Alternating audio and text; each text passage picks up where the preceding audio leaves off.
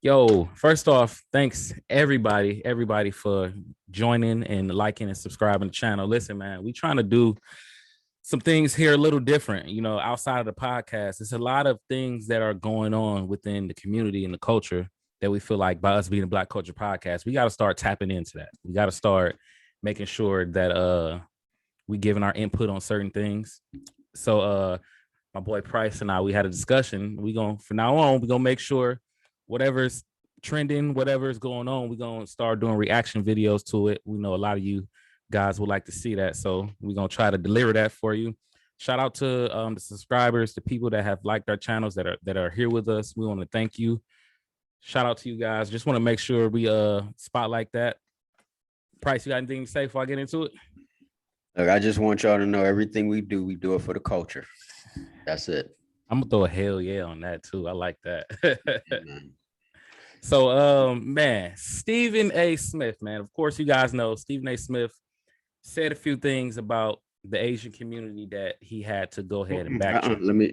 Let me correct you because we're gonna get into it. He didn't say anything about the Asian community. He said something about a Japanese player.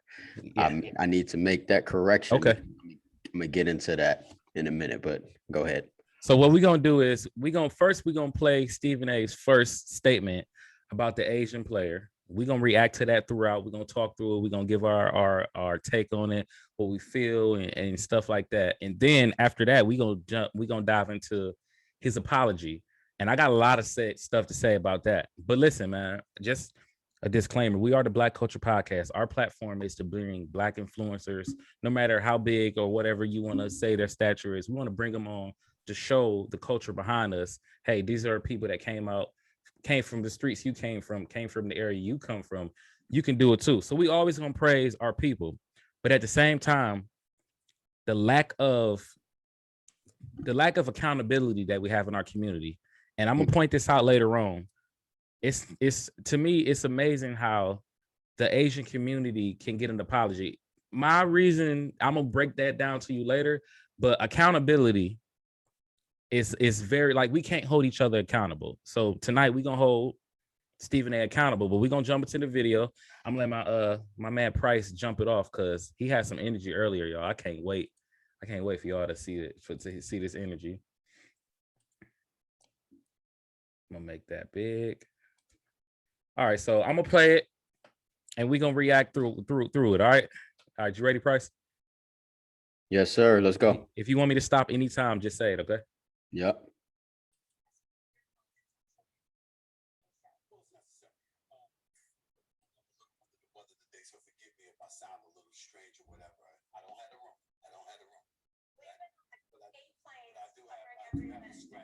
Scratchy throat and a runny nose. And I'm glad Jeff Passel's going to be on the show. Let me be very clear. Could y'all put the camera on me, please?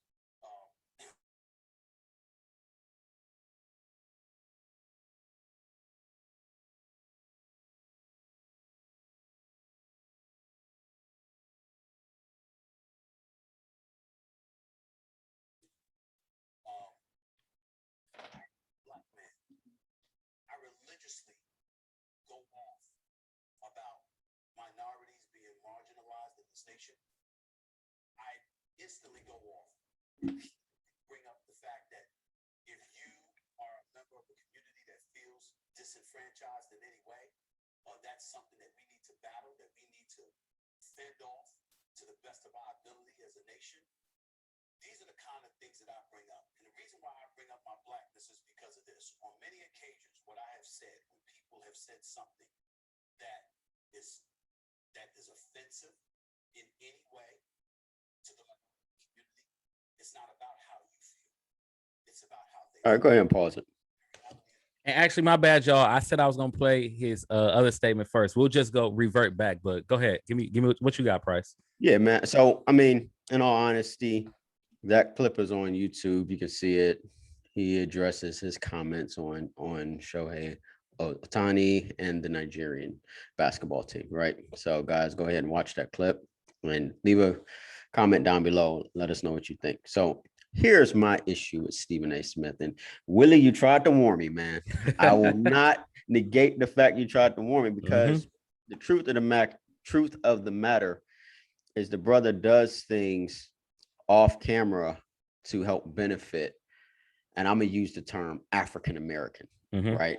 And I'm using that term on purpose versus saying black, because in the middle of all of this buffoonery, there's actually a political agenda, and I'm getting ready to break it down for you. Please break it down. Yeah, so Stephen A, he does a lot of stuff, so I'm not going to completely shame the brother. And at the end of the day, he is an employee. But here's the problem with high paid employees, and we see this in sports, we see this in hip hop culture, we see this in film and television, especially when it comes to African Americans. We do things in order to get a check, but it violates the moral standards. Yeah, I would say the more not even the moral standards. It violates the dignity of our culture. Yep. Right. So there's a word for that. It's called being a sellout. You would rather get that check, and 9 times out of 10, you're going to take that check and give it right back to them anyway. But you would rather get that check so you can, quote unquote, live this life than to sacrifice for your culture. We don't live in that age anymore because it's all about the Benjamins, unfortunately. But there used to be a time in this country, wasn't even that long ago, and some of us still do, but not at the highest levels like we see, where we would rather sell out our culture than to stand up for our culture. So let me break down what Stephen A. Smith did. In fact, Willie, why don't you go ahead and tell them what he said about Shohei Ohtani? I'll break that down, and then his comments on the Nigerian basketball team, and I'll break that down. So let me go ahead and I'll play the clip of what he said on Ohtani, and while that's playing, I'm gonna look up his exact comments because I don't want to be on here. We never want to be on here quoting. Well, here I'll just go ahead and say it then. Okay, go ahead. So what he said about Shohei Ohtani was this. So it was him and Max Kellerman and Molly Kim Rose. And he basically said he feels like Ohtani's lack of being able to speak English is bringing the fan base in baseball and the MLB down, right? So he said him having to use an interpreter, right, isn't good for baseball, and the fan base is diminishing because it's getting older and there's not fresh fans coming in. I'm paraphrasing, but that's the gist of what he said. And he said that I've heard him say some stupid stuff, but that to me was one of the most stupid, right? You've got, especially in the MLB, since probably half of that league is his Hispanic or foreign in some way. Most of them speak broken English. They weren't born here. So English is definitely not their first language. But specifically Ohtani, he's not even an American citizen. He was born in Japan. He came here when he was, I think, like 23. And Molly said it best. When people come or go to a sporting event, hell, even when I go to concerts, I don't go to hear people talk. I go to watch you perform. So when I go to basketball games, like, can you hit the ball? Like that's bro, that was my whole argument. Like, bro, does it matter? He even brought up, I don't know if you missed it, man. He brought up back in when baseball was like losing ratings, Sammy Sosa had started coming along and he was hitting home runs and everything. But you got to remember, a lot of people didn't know Sammy Sosa really couldn't speak that good of English until he started playing that. He went on and said Mark McGwire saved baseball because of Sammy Sosa's lack of being able to speak. Another English. Stupid comment. Like, bro, like, and listen, man, we have to start, and shame on me, Alex, you've told me this and I've just bypassed it. We have to realize that even sometimes basketball too, but outside of basketball, Stephen A is really, he's an act. He's not really an analyst. No, he's a personality. Exactly. To me, Stephen A has became the black Jim Rome. And if you know Jim Rome he's a character. He's energy. He's an act. He's gonna talk about sports, but it got to the point. I don't turn on Stephen A. Smith to learn about sports or learn facts. No, I don't watch Stephen A. Smith at all. Now, if there's a specific segment concerning our culture or something like this, I just want to see what he said. But no, I'm not going to Stephen A. Smith to learn about sports. Now, one thing I will say, he studied the game of basketball and he's been doing that since college. So I would expect them to know. But statements like this, okay, so number one, I can guarantee you 99.9% of fans don't care whether or not the baseball players can speak English fluently or not. If that was the case, then there would be some type of protest to get them off the team, or we're not watching. Why do you think baseball players make as much as they do? Because of the ratings and the fans. Like, if they didn't have the level of fanship, they wouldn't be getting those giant guaranteed contracts, $200, $300, $400, $500 million deals. Like, are you serious? And I think he understands too. Baseball, we've talked about this. It's an international game, bro. If you go up and down a baseball roster, I'm gonna say, and it may be even more. I'm gonna say most baseball teams, their best players aren't American. A lot of them, yeah. So it's like that's the game of baseball. Like, yeah, and it's funny. I mean, we can get into that later how it shifted, because when you go back to the early days, like, okay, so baseball is actually older than the NFL and the NBA, right? Mm-hmm. Although NFL earns more, but baseball itself as a sport, as far as having been a professional sport, is older. So it's America's pastime, right? Mm-hmm. So it's safe to say that, yes, it's an international sport, just like basketball is an international sport, but the world stage is on America when it comes to baseball, to MLB, which is why everybody wants to come here and play. Specifically Ohtani, which is why he wanted to come to America and play, because he knew he would be able to get the most bang for his talent. Yep. Because he really is that good, right? And I don't even watch baseball, but I know who he is. I know who Mike Trout is. I know who Babe Ruth is. That's who they compare him to. That's who they compare. That's what I'm saying. Like, you're right, exactly. That's like, if you don't know basketball, watch basketball. If you hear somebody say he's as good as Michael Jordan, you're like, oh, well, he must be good then. Right, exactly. You know who he is. So, yeah. I mean, and up until this point, I've never ever heard an analyst in my entire life say, because this dude can't speak English, like, or doesn't speak English, that's going to affect the fan base of the sport. But here's where I have a problem. Should he have made an apology? Absolutely. But here's the political agenda of America that Stephen A. Smith has become an ESPN puppet for. So I like that word too, puppet. That's exactly. Go ahead, man. So he apologized to the entire Asian community and Asian American community. Here's my issue. Ohtani's Japanese. Mm-hmm. The Asian, well, first of all, Asia is a continent. It's not a country. There's like 52 or 54 countries in Asia. And I can guarantee you, Japanese and Chinese culture love to distinguish themselves from each other. India and Israel, both in Asia, love to distinguish themselves from each other.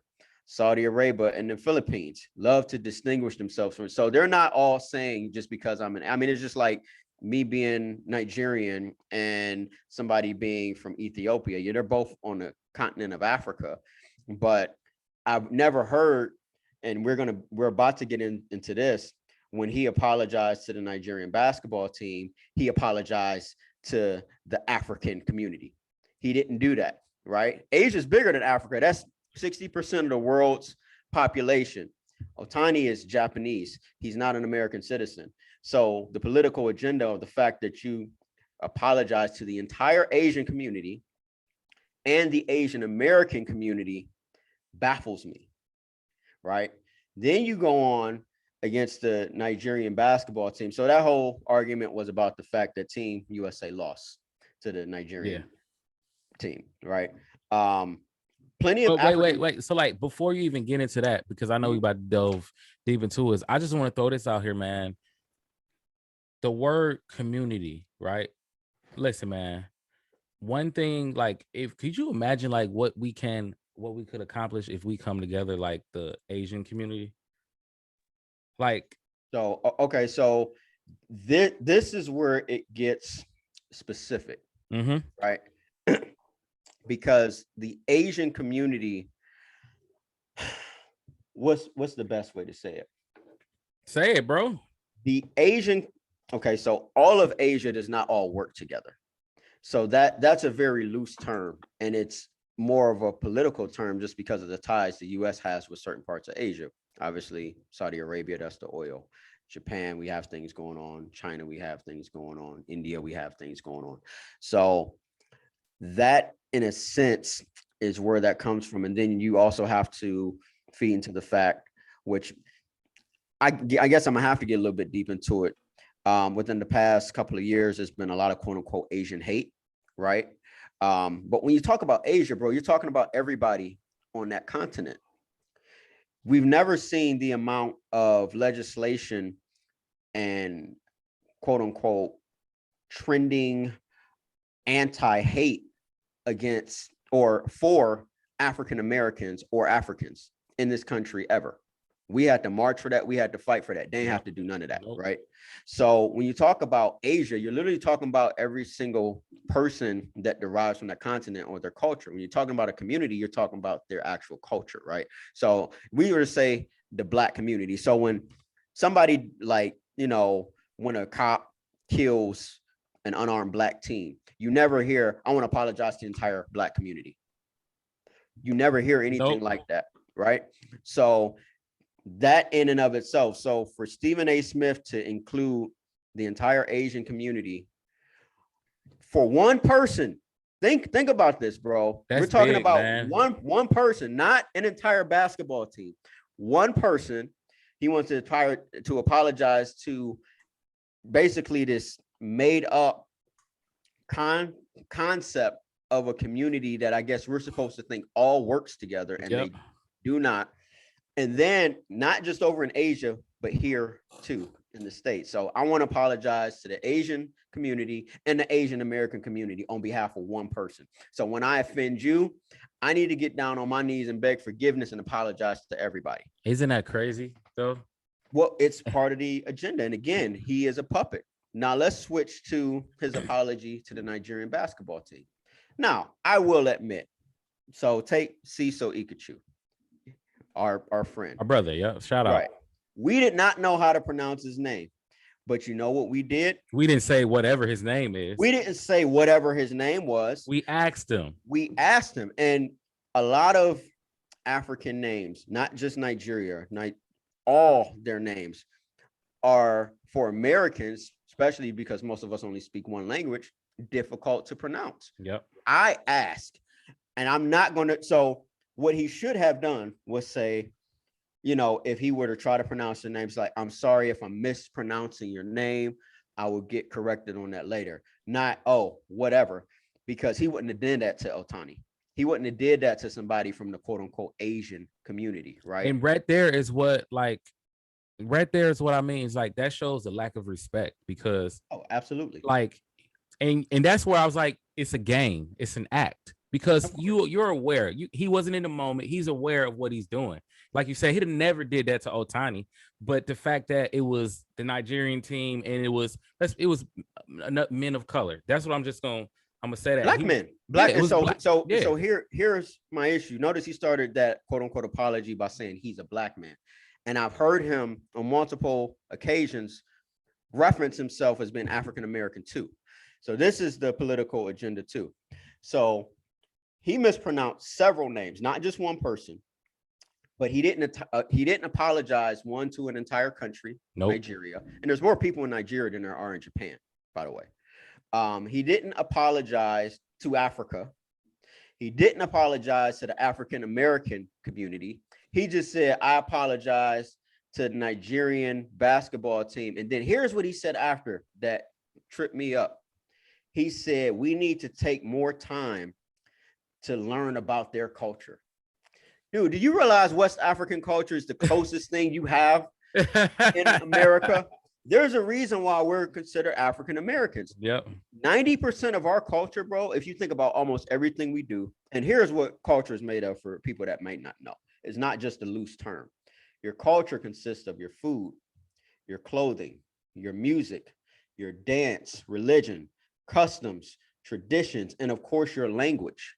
That's why we as African Americans and when you talk about Pan-Africanism, because we're everywhere, we can go around the world and there's just sinking of energy between us because all of us derive from that culture. So you think about the food, like we're gonna go live with C. Nicole tomorrow. I was watching her interview and she was basically talking about how our food is just basically a watered down version of West African food. Think about it. A lot of our parents and grandparents, well, our grandparents, great grandparents came from down south because they were the descendants of captives who became slaves, but they came from Africa, right? So he specifically said black, which is a differentiation because until they come here, a lot of Africans don't call themselves black. They go by nationality. So if I'm born in Japan, I'm Japanese. If I'm born in China, I'm Chinese. Nobody calls himself black really, but in America. And that's fine. Okay, we'll be black. But we know our ancestors came from Africa. So that's why we use the term African American. Our culture is African. Our nationality is American. But he specifically said that culture, those cultures, as if it's so foreign. First of all, bro, there's a lot of African players who have played and are playing right now in the NBA, right? From Congo to Senegal to Sudan to Nigeria. Hell, you got a brother who is the son of Nigerian immigrants in the name of Giannis Antetokounmpo. Everybody think he's Greek, but he grew up in a Nigerian household because that's what he actually is. So my point is this: he made a distinct difference in who he apologized to when it came to one person versus a whole team. And he made sure when he apologized to that one person who America has more of a transactive relationship with, right? He made sure that he apologized to this really conceptually made up community, the Asian community and the Asian American community. But when he apologized, check this out.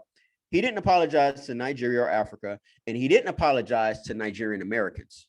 Think about that, because there's a lot of them here too. So, and what he should have did, in my opinion, is he should have apologized. He apologized to the basketball team. He apologized to the basketball team. He didn't apologize to the organization because he didn't offend the country. He didn't offend the whole continent. No, he apologized to just the team. Dude, if you're gonna say I apologize to the Asian community, you should have said I apologize to the African community. If you're gonna say I apologize to the Asian American community, you should have said I apologize to the African American. Yo, listen, community. Time out. Listen. I just unleash Price because I don't care what y'all say. I don't watch reaction videos to this and nobody broke it down like Price just broke it down. I promise you, nobody has broken that down the way he just did. So listen, share this video, like this video, because that right there, bro, I'm cool. I'm just letting you go. I told you, I need you to bring the energy. Like nobody's breaking it down like that, man. Bro, now let's get to the root of why he did that.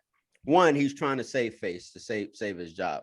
Because if he really didn't care, he wouldn't have apologized. That's what I noticed. Think so here's why I lightweight push back on that. I think he was told to do that.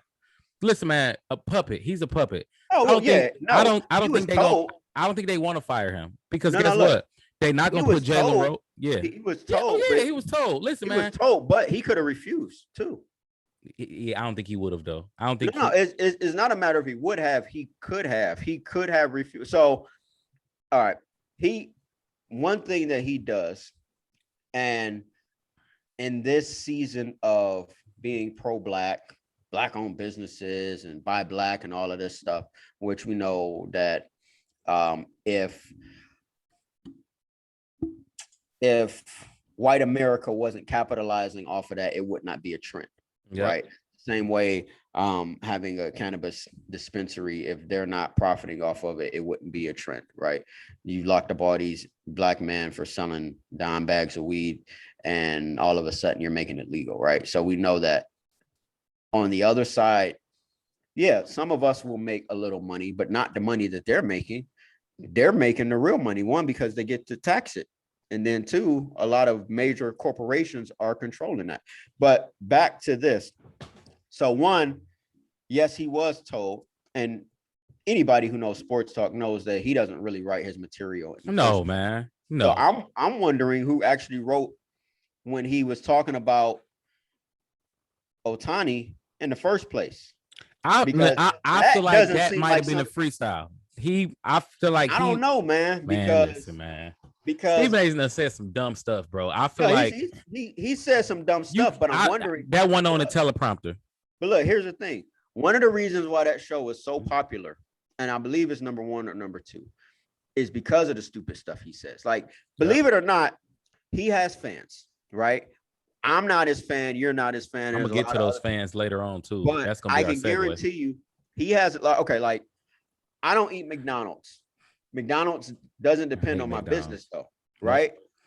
They're the largest fast food chain in the world, and they have been for some time. Why? Because they have fans that eat their food, breakfast, lunch, and dinner.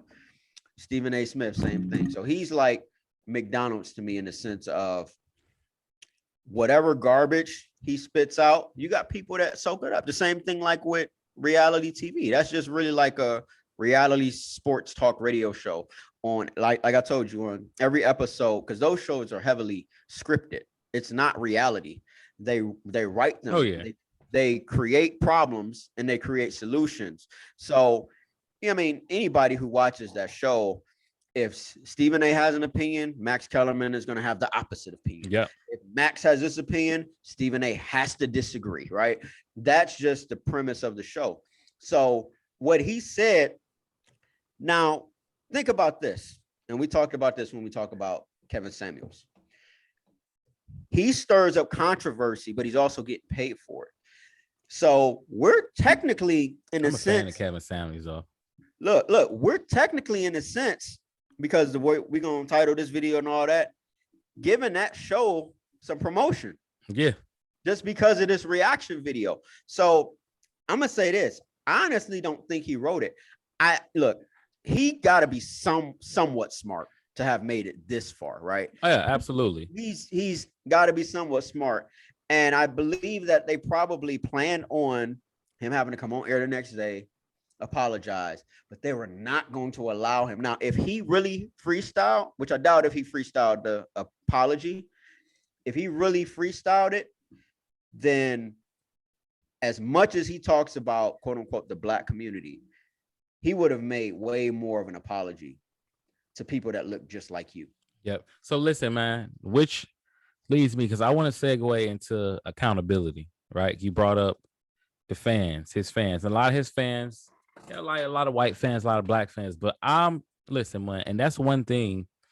It's so many things we have to fix in our culture, in our community. Tonight, we're going to focus on accountability, because we talked about this Saturday. And when our interviews, man, the lack of accountability in our culture is like, it's crazy, man. Like, and that's why, like, it gets to the point to where we allow other people to hold us more accountable than we hold ourselves accountable. And it should not be like that.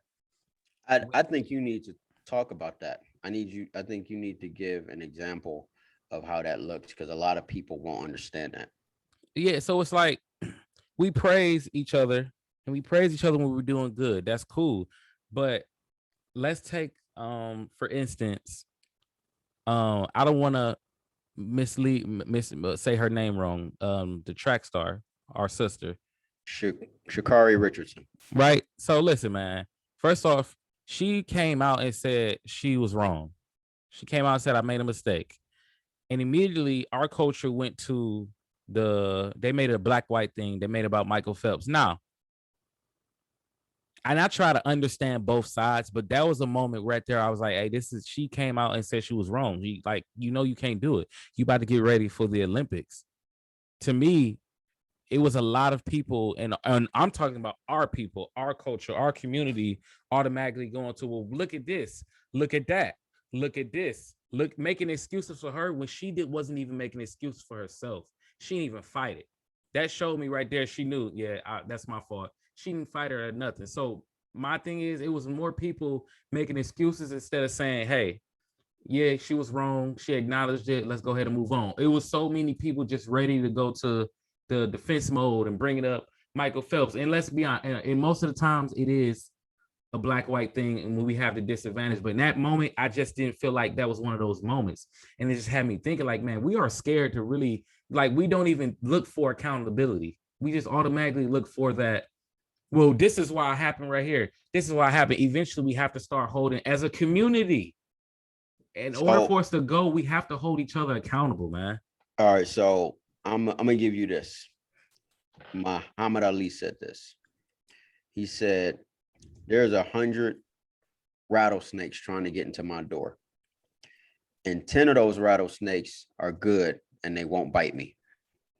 Do you honestly think I'm about to go through all 100 of them rattlesnakes to get to those 10 good ones?" No. And what he was talking about was white people, right? Mm-hmm. Because like our brother Marquette said, everybody that's black ain't your friend. Everybody that's white ain't your enemy. Yep. Right. So when we say that, it's easy to say, but in that moment, and especially after 246 years of literally, like, and I hate to use this example, the George Floyd murder, 246 years of that. Mm-hmm. 246 years of that. Then you go through this whole other era of oppression. Technically, we're free, I guess, on paper, but Yeah. when you go to prison, you're a slave again. And all of the what's the word? All of the work and toil and turmoil it took just to get here. So I'm talking about Black veterans coming back after fighting and bleeding for this country and still getting treated like trash. I'm talking about our communities being flooded with drugs and violence and crime and all of that. I don't need to go into it. You guys can do your research. But where we are at in 2021, it's almost programmed into us to think like that. Yep. How could you think any different? Right? I'm not disagreeing with you. We do need to hold ourselves accountable, especially for things like black on black violence, especially things like trying to extort one another, especially for things like, I talk about all the time, customer service. Yeah.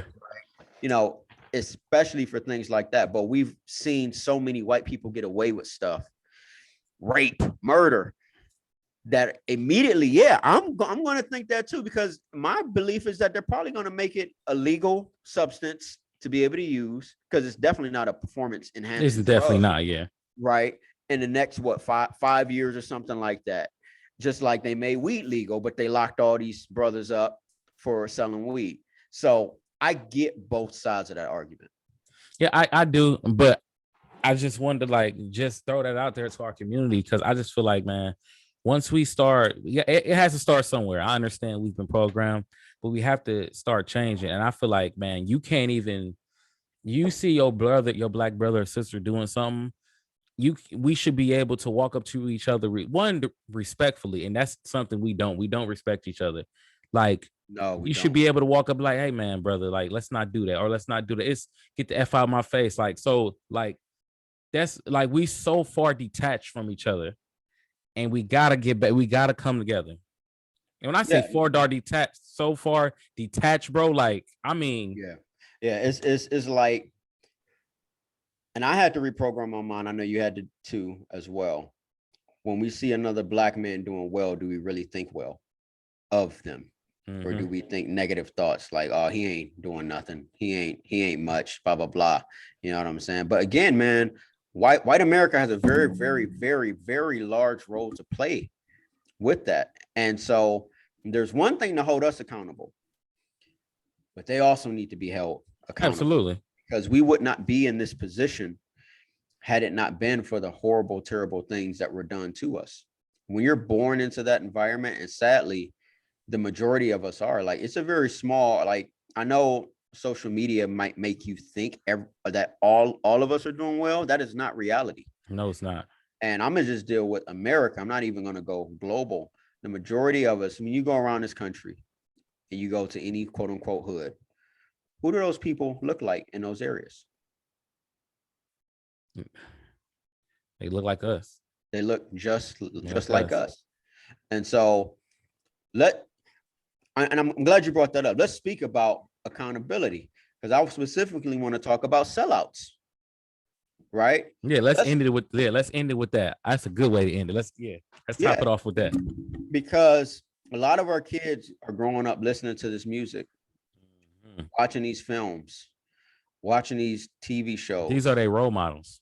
They're their role models. And as a kid, you really don't know the difference between right and wrong. And I'm talking about kids as young as 4 and 5 years old. You know what? I'm gonna go younger than that. I'm talking about babies. Yep. Right. They're being programmed to look at their brother or sister and hate each other. These quote unquote reality shows. So no reason why our young women shouldn't feel good about themselves. But when they watch that and they're seeing everything that quote unquote is supposed to be special about you is not yours to begin with, your hair, your nails, your eyelashes, your body parts, how can they feel special? When do we hold them accountable? When do we hold rappers calling women, and we know they're not talking about white women, we know they're only talking about our women, calling them bitches and hoes and talking about how much money you got and how much have you spent on European brands, from your car to your jewelry to your clothing? How do we ever value ourselves when what's constantly be thrown in our face is their stuff? When do we hold them accountable? I got a perfect example for you, man. Yes, sir. Go ahead. You know, my son, he's 10. So he's starting to, listen to different type of music, see certain things. He's in the back of the car. He's like, man, when I get older, I want a Bugatti and I want this type of car. And I was like, yo, why do you like, I'm like, yo, one thing I'm gonna do everything in my power to make sure you don't end up on broke, to make sure you don't end up as an example, as somebody that say, he got this and look at him. And I was like, son, remember, this is what these rappers aren't telling you. They're telling you to go out there and get it. It's hard. Let's just say $1 million. It's hard to make $1 million. It's easy to spend it though. So think about going your whole life grinding, working hard, putting in the work to get that. Let's just throw $1 million out there and like that. And I was like, yo, me and mommy could spend $1 million right here in 20 minutes just by our phone easily. I'm like, that's how easy it is. And I was like, man, you are looking at these rappers and these people on TV and on social media, and they're not really giving you the real. I'm like, most of those people on there don't even own those cars, for one. And I had to break down and I had to like really sit there, a 10-year-old, break down the way money works to them. And it just like, it kind of made me think like, yo, this is the influence that they have on our kids. And one of the reasons why I try not to be too hard on him, I understand he's young, so I do want him to explore different things, but I kind of monitor what he sees, because you get this perspective of this how the world is. He gonna go out there and try to do it, and you're gonna fall flat on your face, because these rappers not telling you to go do this positive. They showing you the women, the girls, the cars, the money, and it's like that suitcase full of money probably not even theirs. That car he leaning on ain't his. That's for the video purpose. He got to go get that back. And that money you see him with, that money got to be paid to the production team that shoot the video. So it's so much that they don't show you. And the taxes, bro. And the taxes. And this is what, and they, like you said, they need to be held accountable, because they're painting a picture to the youth that is so false and misleading. Oh, yeah, absolutely. And that is really the job of the parents. Yep. Or I should say guardians, if parents aren't in the picture. Yeah, because I say, what if they don't have a parent? And some people have a guardian. Some kids may have a guardian, but they, we don't all seen deadbeat parents. Those are the kids I really feel for, because they really just out here trying to figure it out on their own. Yeah. But again, these artists, entertainers, commentators, personalities, all of these people in these influential positions, and really, honestly, they're in a powerful place because of the fact that they can influence minds. Take us home, by the way, bro. Yeah, man. So even going back to Stephen A. Smith and that weak ass apology that he gave to the Nigerian basketball team, his whole demeanor, like starting off laughing with the Jamaican Corona, like you can tell when he started off. First off, an apology is supposed to be a sincere moment, right? Absolutely. Who starts off making Corona jokes, like, and like to me, I knew that was some bullshit right there. Yeah, and it just goes to show that he doesn't hold people that look like him when it comes. So, my thing is, you're gonna apologize. Keep that same energy. Keep the same energy that you made to the entire Asian community, to the entire African American community. So we got to hold him accountable. Stephen A. Smith, they deserve a better apology from you. And then I want to talk about all these people in influential positions who think you have a right to complain about why the Black community don't do XYZ when you're part of the problem, right? Sellouts. And I say that term without ignorance. I say that term because you should be pretty conscious and aware of the effect of the work that you're doing and the cause of it, but also the effect that it has on your culture. We know for a fact that when you call on women all these names, and that when you are, showing off these cars and these chains and these watches and these homes, you're not doing it for white people, bro. No, you're not doing it for Chinese people. You're not doing it for people from the quote unquote Indian community. You're not even doing it for people. Check this out. You're not even doing it for people from Africa. You're doing it from African Americans right here. And with all the money that we spend, and here's where we got to hold the whole community accountable. Every dollar that you get and every dollar that you spend is an opportunity for our community to grow. Yep. So you got to ask yourself, when you spend $1, it took me years to retrain my mind because I was programmed to spend money with other communities. I had to change my mind. So now when I think about getting money, the first thing that I think about when I want to buy a new pair of shoes, when I want to buy food, when I want to buy a car, and there's not a whole lot of us in the auto industry, but some of us are starting to get into manufacturing and whatnot. I'm always on the hunt for how can I grow my community. And like I always talk about, that individualism versus collectivism mentality. If we begin to raise our children like that, we won't have to have these conversations, because Stephen A. Smith would feel the full force of our wrath against him. See, he can do stuff like that because he knows he doesn't have to be accountable. He knows that he's not going to suffer anything. He's going to go home, eat a nice dinner, wake up tomorrow, and go back to the same place, right? He's not going to suffer any type of wrath. But if it was the Jewish community, if it was a quote unquote Asian community, if it was the Hispanic community, he would feel wrath. And that's the only reason why he made that apology strong to them versus, and I'm going to say, look, we all brothers, bro. He didn't make, so when he apologized to the quote unquote Nigerian basketball team, I felt that too, because we're part of the same community, right? If, like, for example, Cecil, you can't tell that he's Nigerian. You can't look at somebody and tell. No, you can't. Yeah. You can't tell until you start talking. Yeah. And if they, not even that. Because if they grew up here, you're not going to tell because they sound American. Dude, have you ever heard Michael Blackson talk, the comedian? Like, have you ever heard him talk for real? Not the way he talks on stage or in movies. Oh, yeah, no. If you've ever heard him talk for real, he just sounds like a regular dude from Philly. That's an act that he puts on. And yes, he was born in Ghana and came here, but he sounds American, bro. So unless you tell me your last name, right, and you tell me that you're Nigerian or Ghanaian or whatever, a lot of African Americans, you would just think they're just Black, which is a term that they created to separate all of us when we're really part of the same ancestral home. So yeah, we got to begin to hold each other accountable.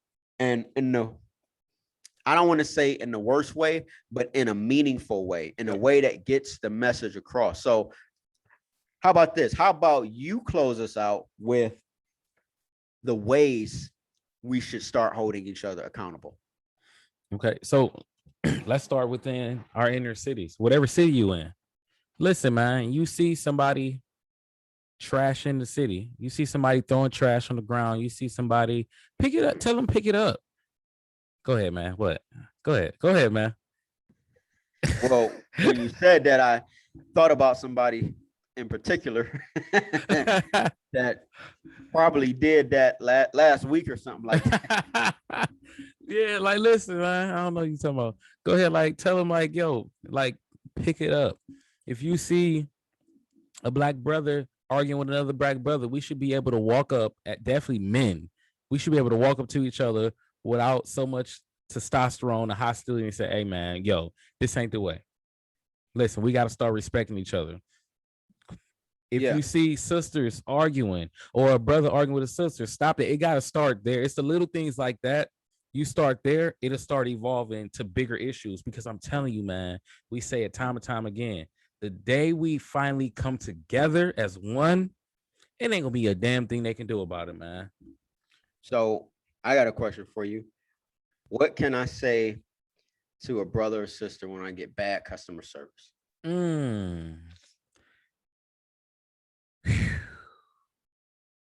It's a lot of that. It's a So lot. I'm gonna tell you what a good friend of mine told me, and I'm gonna start doing this.